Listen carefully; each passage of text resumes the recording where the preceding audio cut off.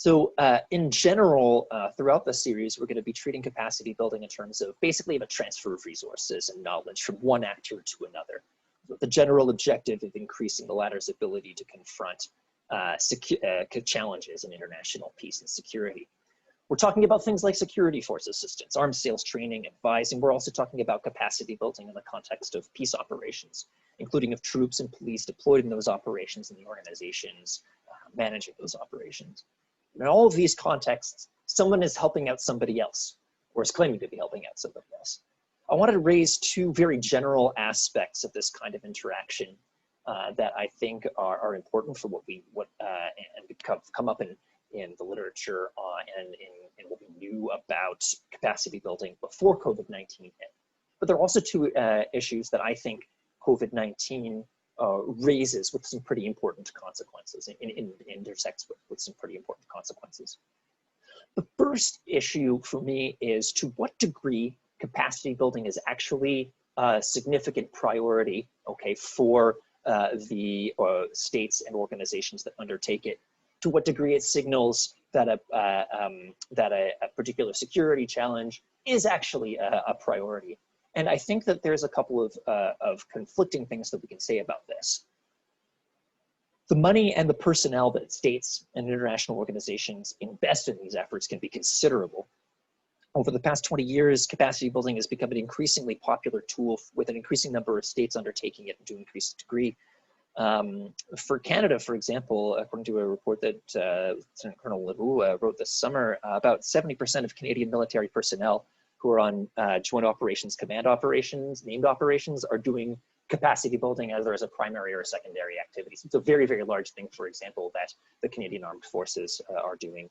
The investment seems to be large, and there seems to be, from that point of view, quite a lot of resources committed to it, and increasingly so over the course of the last 20 years in a few different domains. But at the same time, there's a bit of a paradox, because capacity building from time to time is done because it's seen as being less expensive than some of the alternatives, such as, for example, large-scale combat deployments in a civil conflict, or large-scale deployments in peace operations by certain countries themselves. So from time to time, it seems as a substitute to even costlier investments in dealing with security challenges. So most notably, for example, capacity building served as a central element of the United States' eventual exit strategy from Iraq and Afghanistan, at a point at which the United States was trying to extricate itself and reduce its commitments to security in those countries. It's a way of, so from time to time, it indicates more of a desire to disengage from certain security challenges than a desire to engage, I think. It can be seen, it can be a policy that has certain political benefits as a way of having an influence and being seen to be doing something without necessarily paying the full cost of other interventions that might be contemplated, and allowing others to take on more of the burden of dealing with these challenges into the future. So very cynically, sometimes capacity building looks like it's about transferring responsibility while saving face. I raise this issue because, in my view, possibly the most important impact of COVID-19 and security affairs is going to be economic, and it's going to be on budgets. Many countries and organizations are going to be facing straitened budgets for, I think, a long time to come, well after the pandemic ends. And so in that context, I think we have an interesting open question on our hands in terms of what the impact of COVID-19 might be. Capacity building activities might experience sharp and long-lasting cuts as being regarded as certain capacity building activities might experience cuts as being regarded as inessential, effectively, to the security interests of the states that do them. As it's possible that that they're going to be regarded as something that's nice to have, but inessential and investments are going to reduce as states and organizations conclude that. On the other hand, because capacity building is regarded as a fairly inexpensive alternative to some other interventions that might be contemplated, it might be to borrow a really problematic term from economics, it might be regarded as an activity that's a kind of inferior good. I don't say that to say that it's, you know, necessarily a bad thing, but just that in economics, the meaning of that is a good whose demand increases as income diminishes, or as the money to throw around diminishes. So as there is less money to invest in and personnel to essentially invest in international security affairs, capacity building might be used more by some countries because the budget for large-scale, costly direct deployment is even less present than it was before. Capacity building, one of the reasons that it's taken off in security affairs over the course of the last, say, 12 years, for example, in the security assistance and military training sphere has been because of the financial crisis and the incredible costs of large-scale deployments. So if we multiply that by COVID-19, we might see an even greater investment in capacity building than before. So I think that the effects are likely to be ambiguous. This issue has been debated, and it's an important one in discussing capacity building. I don't think there's a lot of there are a lot of conclusive things to say about it. And one of the things that, to my mind, COVID-19 does is to raise an interesting open question about what the future is. So that's the first issue I wanted to raise. So this idea of a relatively low cost of capacity building compared to some alternatives, it's something that's fairly well studied. But for COVID-19, it, to my mind, also reveals a general issue that's starting to be a bit more studied, but is relatively less so in what we knew about capacity building at day zero. Certainly in a lot of the mainstream literature on the subject. And that's the everyday and the interpersonal character of capacity building. So it's very difficult to know what a recipient needs or partner force needs without close contact between personnel. It's important to note that many of the most important impacts of capacity building might have more to do with the relationships across organizations that the activities establish, rather than necessarily with the content of the training that occurs.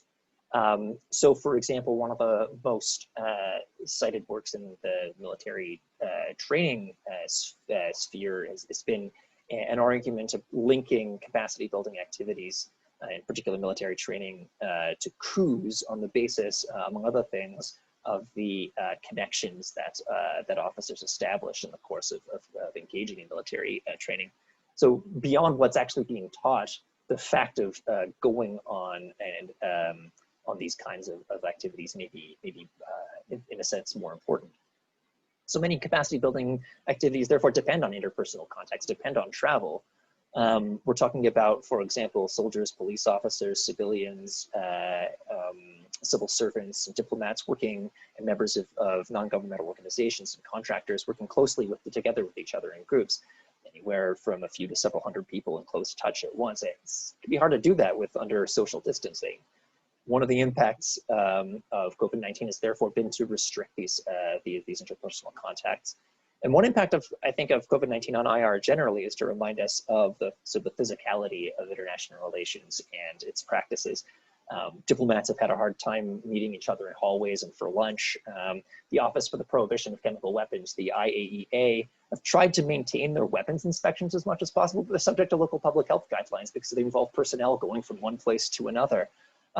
Some capacity building operations in a similar vein have suspended activities like the NATO training mission in Iraq, which has been coming back online, but back in the spring suspended its training activities. Back in March, indeed, the United States Army issued an interesting order suspending its training activities in any country listed by the the Centers for Disease Control, as being above a risk level of 2, effectively subordinating an element of foreign policy to public health authorities. It's a reminder that that in a field, I think, that misses the fact that human beings undertake this kind of diplomacy from time to time. There's a reminder of the importance of interpersonal contacts and their difficulty under certain restrictions.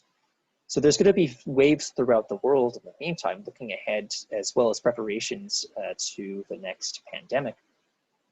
So as we see operations put in place measures to limit risks, such as preventive quarantine, limiting contacts, paring down to only essential activities, we can ask ourselves, what are the consequences going to be on interpersonal relationships?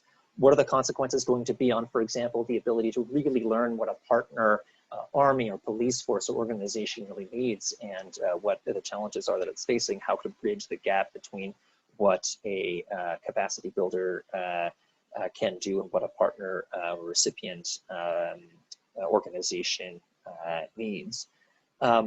What are the restriction? As activities get restricted to what is essential, how is it going to be determined what is essential and what isn't?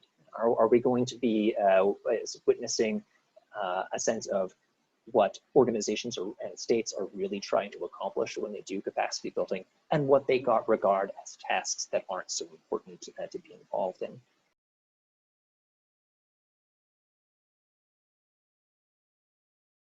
I'm going to start by going over some of the central issues and open questions in foreign military training, sort of up to this point.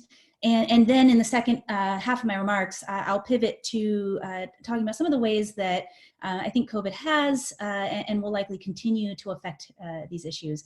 And so I know for those of you who research or who practice foreign military training, some of this will be quite familiar.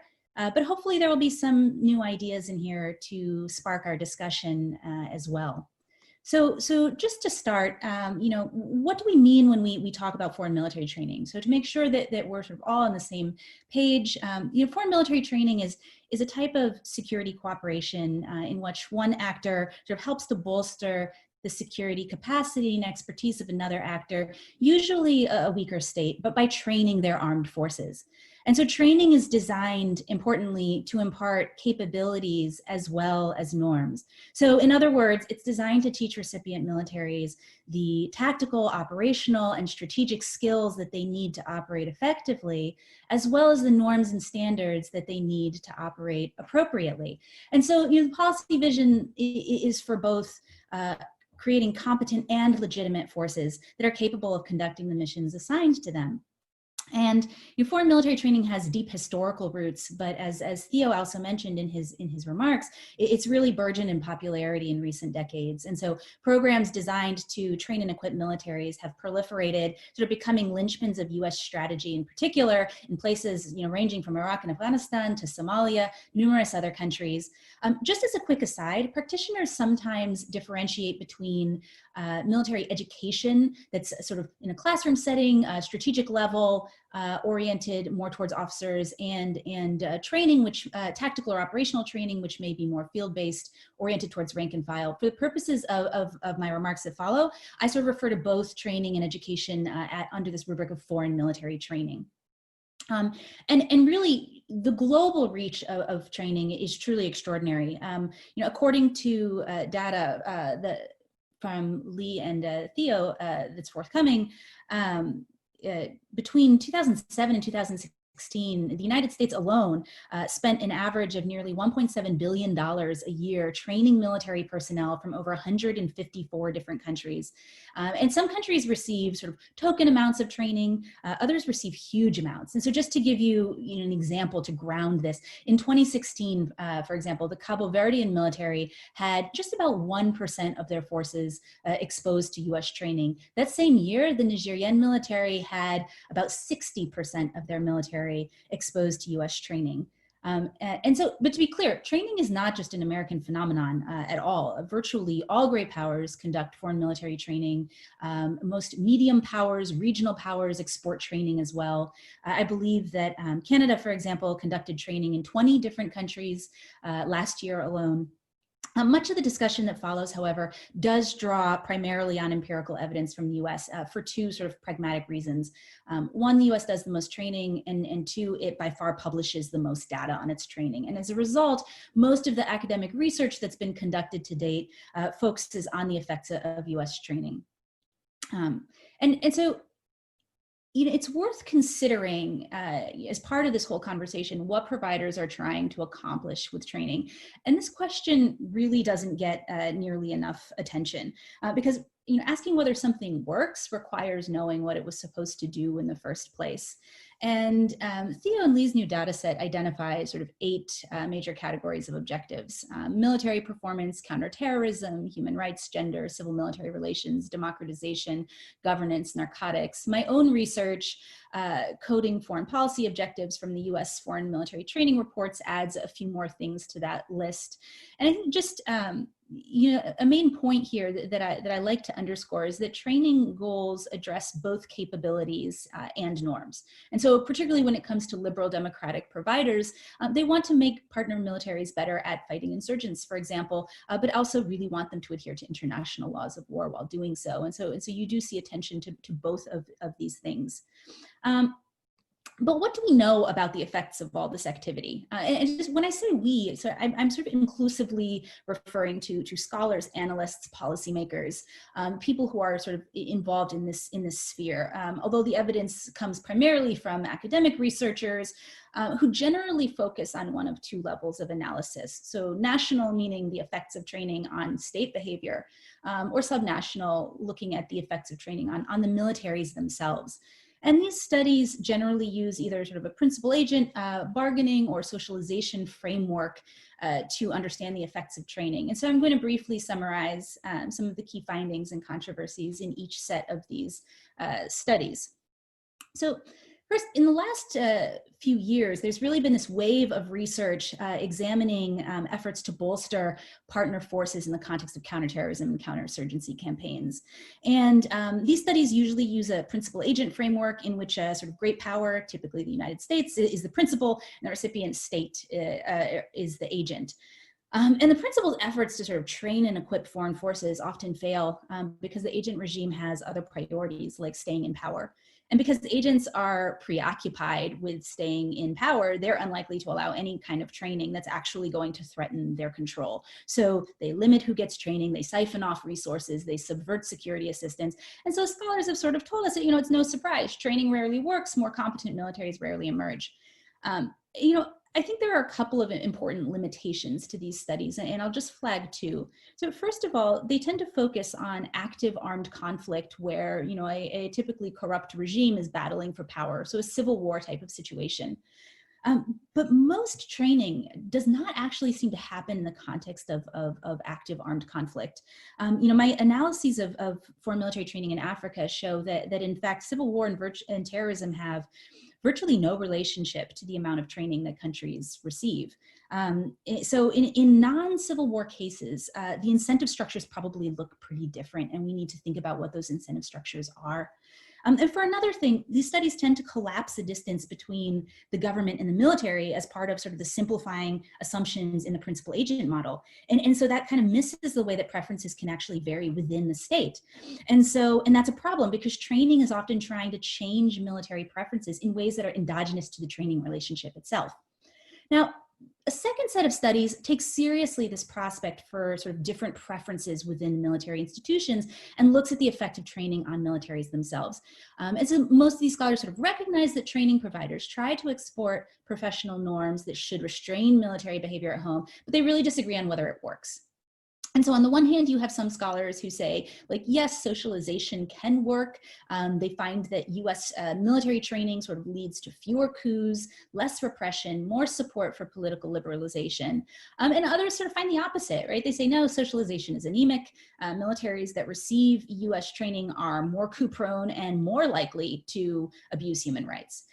So this is a sort of some pretty perplexing divergence in findings. And I think one important area for future analysis that might explain what's going on is that there are sort of very divergent approaches to measuring training. And so results seem to vary when different specifications are employed. And so, for example, McLaughlin and Seymour sort of replicate this Savage and Caverly influential study looking at training and coup propensity, which actually only looked at sort of 2 major US training programs, so IMET and CTFP. And when they replicate it, they find that the coup effect seems to be actually limited to this one international military education and training, or IMET program. And in fact, there doesn't appear to be a statistically significant effect when we look at all training. And so that's sort of something that we need to explain. My own research suggests that time horizons might explain some of the differences. So, I use cross-national data on military involvement in politics and human rights abuses in Africa between 1999 and 2011. And I find that on average, US training does seem to correspond to less repression and less interference, except when you see major increases in training over a relatively short period of time, 1 to 3 years. And then the results seem to flip and you seem to see more interference and more repression. And so my findings also suggest that there may be some regional variation in effects. So at least, in my focus on Africa, I actually find no statistically significant relationship between IMET and coup propensity one way or another. So in addition to some of those sort of puzzles and unexplained findings that we have in the research on foreign military training, I want to flag sort of 3 additional open questions that I see as important areas for future analysis and scholarly work. And the first has to do with selection into training. We still don't know very much about why states get what kinds of training in the first place. And this can be a problem when we want to study its effects, because failure to test for the factors that influence selection into training could lead us to over or underestimate the effects of training on military behavior. So, for example, if militaries prone to intervention are receiving more training in an effort to reform them, then failure to account for these sort of difficult cases could lead us to mistakenly conclude that training has no effect or even a negative effect. And so we really need more, particularly academic work that looks at both the provider and recipient motives for training. I think I saw Adam Sharp's name on this call, and so he has actually a really interesting recent piece which looks at this question in the context of Latin America, finding that countries send their troops to the US for training to signal political alignment and then to acquire counterinsurgency skills. So for example, and my own research does suggest that political alignment is a driver of training. Surprisingly though, as I just mentioned, threats like civil war and terrorism don't seem to be determinants of training.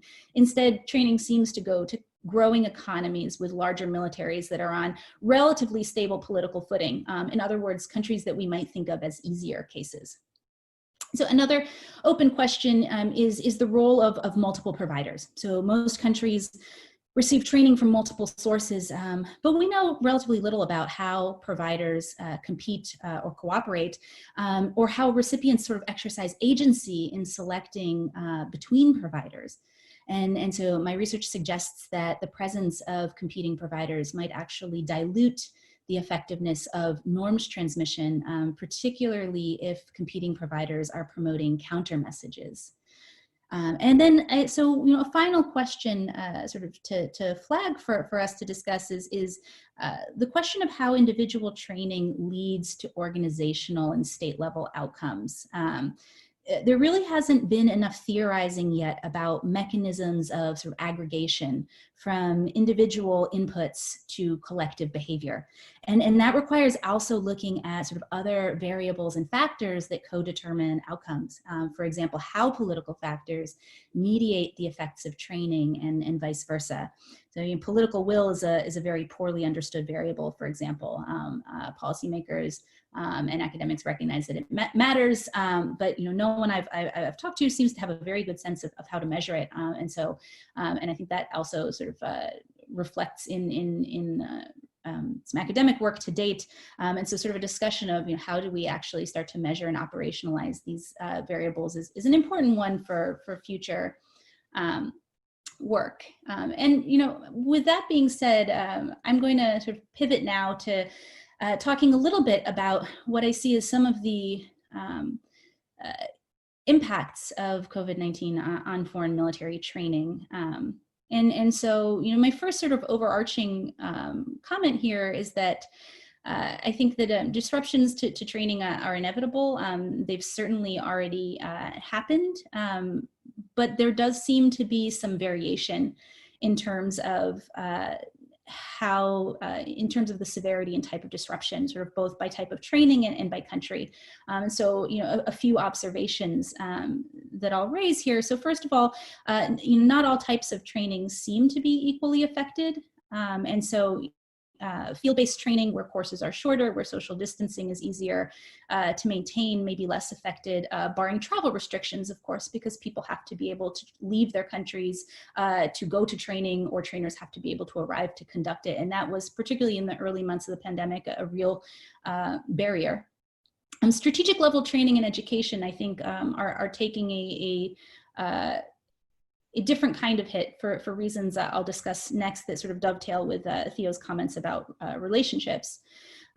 Another factor is that remote capacity building may be particularly challenging in countries that have limitations to their digital infrastructure or to language divides. And so places without robust digital infrastructures, so an example, when I was in Liberia in 2017 at the military unit headquarters, there was only one working laptop on the base.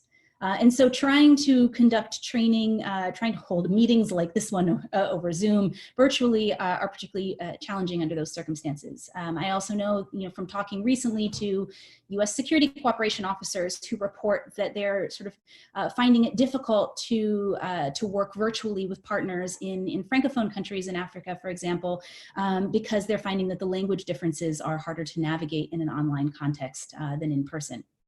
And so, a final variable that I think will matter has to do with sort of national levels of success in solving problems like suppressing virus transmission and reopening schools. And so I think that, countries that are able to solve these problems first may have an advantage. So China, for example, has already brought nearly 200 million students back to school. And so, my sort of admitted speculation on this point. And so if there are any participants here who sort of have experience or knowledge on this, I would be very interested in hearing more from you. But, if they're able, if China, for example, is able to offer more extensive or strategic level training in person sooner, not only may they have an advantage in being able to attract more students, but they may be seen as a more attractive model to emulate. And so is this a potential pathway by which developing militaries might see sort of an increased appeal of authoritarian models? And there are sort of two other particular disruptions that I want to highlight as potentially especially problematic. And the first one sort of really converges with the second issue that Theo raised, and that is sort of disruption to relationships. And so strategic level training, professional military education has really shifted to an online format. And I think this is an area where the Western approach to foreign military training may be especially vulnerable. So Western providers tend to put a premium on relationship building, interpersonal interaction, viewing this as a way to socialize forces and to consolidate influence, right? You can't surge trust is a popular expression. But this sort of bottom-up influence is likely going to be a casualty of COVID-19. So, there are military students who have come from overseas to the US for military education right now, but they are sitting in apartments alone, studying online with extremely limited interpersonal interaction. And so any sort of socialization that's running through informal contacts, exposure to the host's culture, may likely be forfeited. But I think that raises some really interesting questions about how much interpersonal interaction and rapport are actually worth. The Western model certainly isn't the only model. China, for example, follows a fairly top-down, centralized approach to influence. So in my conversations with African military officers long before the pandemic, they report that when they go to China for training, they are usually kept quite isolated from their Chinese counterparts. And so, this really raises questions about, whether one or the other of these models is superior, more viable, and what's going to sort of happen as a result of COVID. The second disruption that I want to raise for us to consider is sort of longer term demand side disruptions that may stem in particular from disruptions to primary and secondary education. Training requires a pool of military personnel that have requisite skills to participate in training and then subsequently apply new knowledge and execution of their military responsibilities. COVID-19 represents a global shock to education. The UN has called the COVID-19 pandemic the largest disruption of education systems in history. They say the closures of schools have impacted up to 94% of the world's student population. And this is likely going to have a major human resource impact on the developing militaries that receive training. So, to give you an illustration about pre-pandemic educational shortfalls, in Liberia, a military I've done a lot of research on, 60% of the population in Liberia is under the age of 25, but the median armed forces of Liberia soldier is over 40. And the reason is because of mass disruption of education during the Civil War. And as a result, the AFL has increasingly struggled to recruit younger people who can meet their literacy requirements. And this was before you had sort of the global shock to education that COVID represents. So how militaries will address this educational shortfall is a question to consider. And depending on how severe the impact, we may see countries forced to lower standards for recruits. This may have implications for vetting and screening. For trainers, this might require a shift to more different, even more remedial forms of training, such as language or literacy. And so I think this is a question to consider moving forward. And then, I'll just conclude with sort of two final short points that I'll sort of propose more as questions about sort of other consequences changing missions. And one, what will the impact be to recipient militaries who rely heavily on international partners for training? And in particular, what might the global effects of reduced training be on operational and combat readiness? As well as on military's domestic behavior. For all that we focus on the limitations of foreign military training and bolstering recipient military capacity, we need to consider the counterfactual question of what that capacity would look like in the absence of training on which they may rely.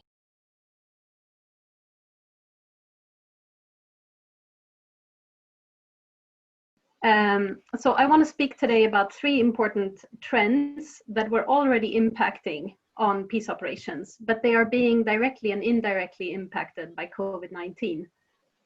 And these trends are financial constraints, crisis to multilateralism, and a broadening spectrum of international conflict management tools.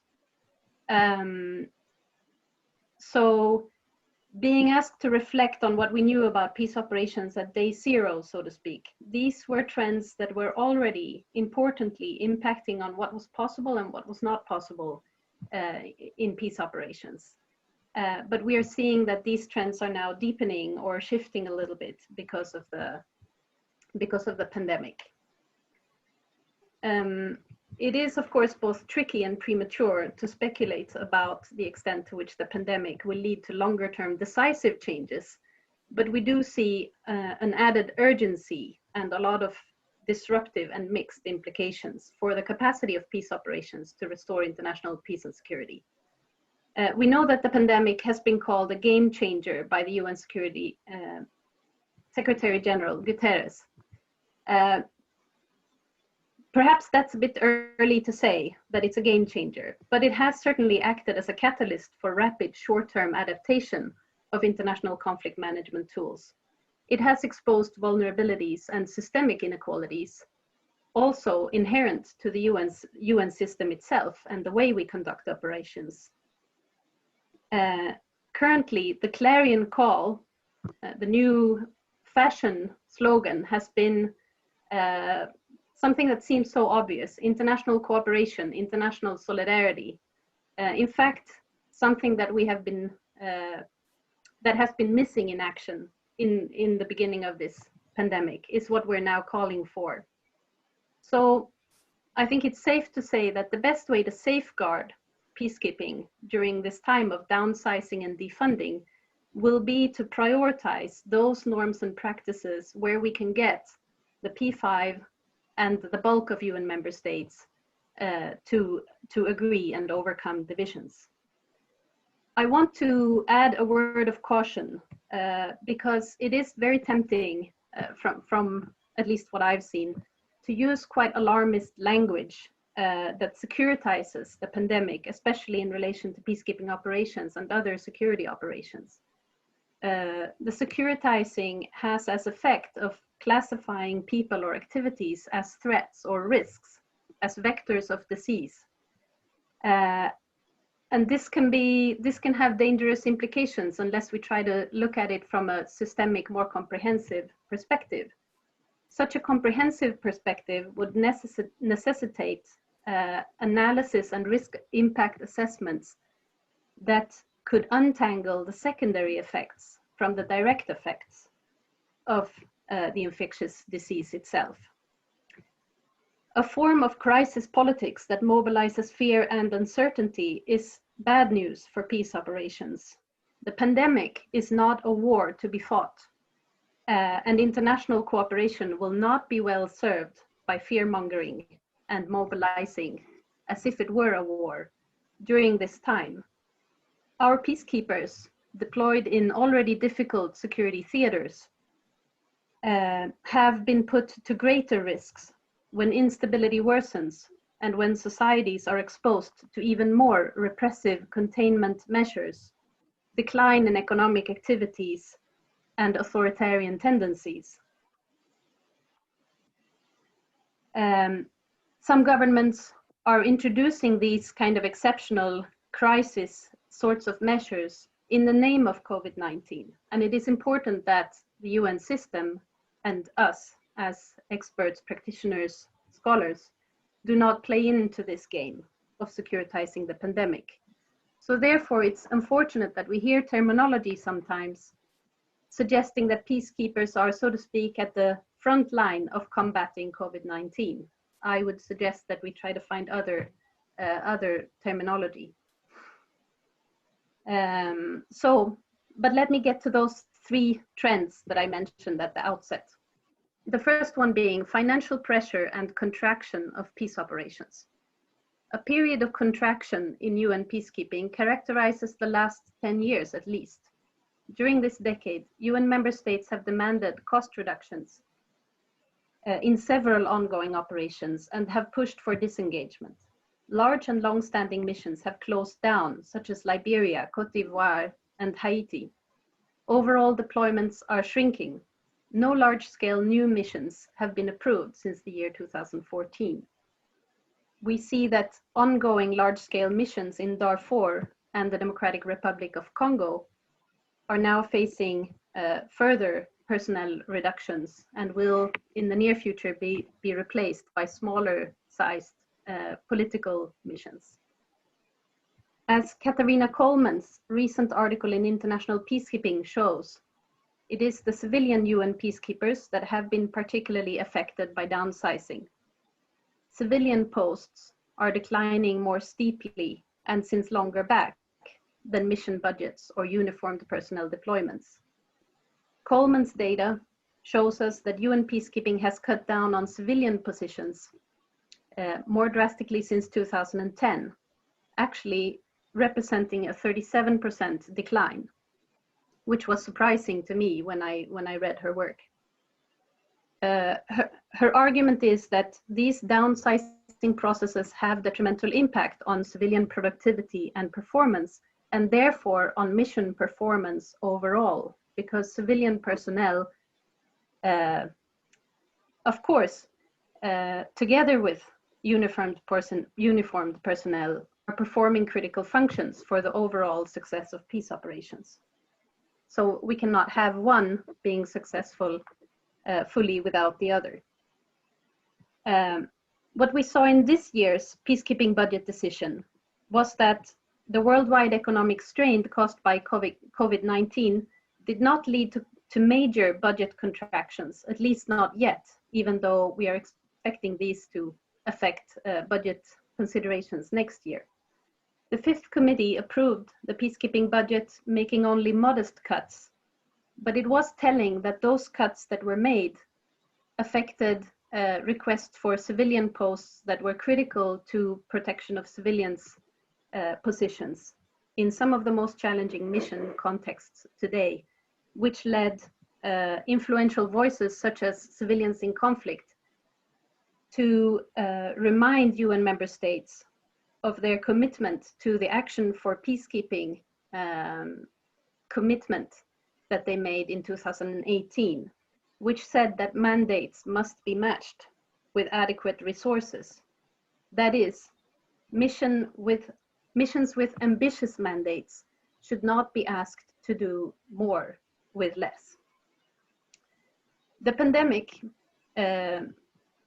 we are fairly certain, will lead to a global economic recession, which will exacerbate the downsizing pressures. we will likely see a decline of peace operations, both in size and scope. Mission leaderships in ongoing missions today are having to slim down. They're having to prioritize carefully which operational activities are absolutely critical to their ability to fulfill their responsibilities under their mandates. But the broader picture is that peace operations have fared remarkably well at adapting and being resilient at a time of huge challenges for them. So they have carried out their core functions of providing support to host governments and trying to do community outreach through other means than what they are used to. The second tendency, multiple crises of multilateralism. Most of this, what I will say now, is unlikely new to many of you listening to this seminar. That multilateral cooperation is living a terrible kind of wake-up moment right now after already quite bad years due to geopolitical power shifts. Peacekeeping policy and practice will likely go through a rough time ahead, but to some extent this is an intensification of steps already underway to bring peace operations back to basics, limiting their scopes and objectives. The normative underpinnings of peacekeeping have already been vividly contested for quite some time. We usually point to the example of China in particular, and we can, of course, think about the reasons why we do this. But we tend to criticize China for particularly cutting back on human rights staff positions for peacekeeping operations in contemporary missions. That during the annual peacekeeping budget considerations, China will add its weight and push the priorities the way they see them. So peacekeeping safety is a concern and a priority, but the components that deal with human rights in contemporary missions are not. But just as important are two other developments that question the legitimacy of the UN Security Council, and these are of course familiar to all of us. We have seen repeated deadlocks on the UN Security Council, the inability of the P5 to reach constructive decisions on certain crises, such as Syria. We have also seen the very weak response to the Secretary General's call for a global ceasefire this year.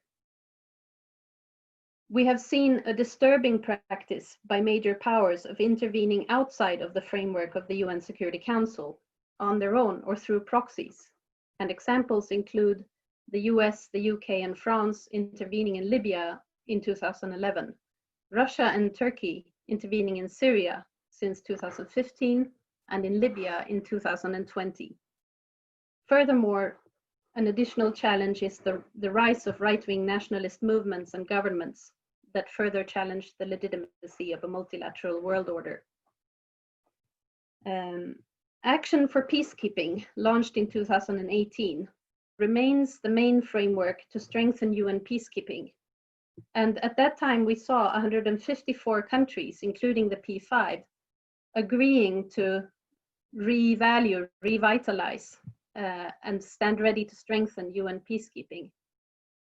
But unfortunately, or not 100% unfortunately, but overall, what we have seen is still a contraction of the practice of peacekeeping and a shifting of peacekeeping, going back to basics.